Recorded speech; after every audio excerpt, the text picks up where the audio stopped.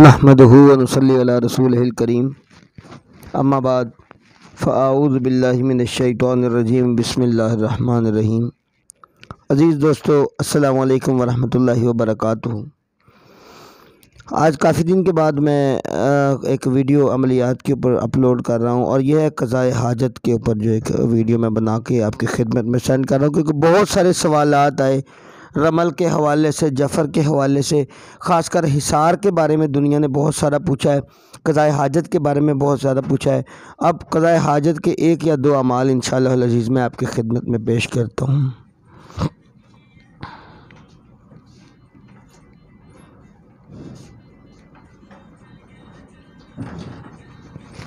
بسم اللہ الرحمن الرحیم۔ پہلے دن کی جو ہماری بات تھی وہ یہ تھی کہ انشاءاللہ العزیز ہر تحریر ہم بسم اللہ سے شروع کریں گے۔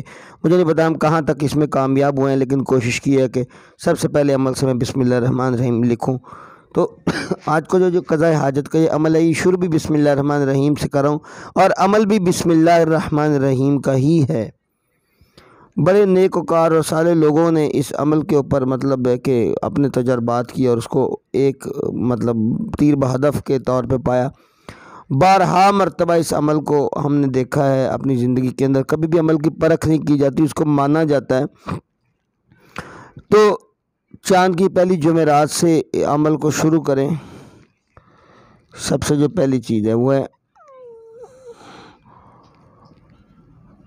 2 رکعت نماز نفل ادا کریں قضائے حاجت کی نیت سے کہ اللہ تو میری حاجتوں کو برابر، میرے حاجتوں کو پورا کرنے کے اوپر تو قادر ہے۔ اور 2 رکعت نماز پڑھنے کے بعد آپ کو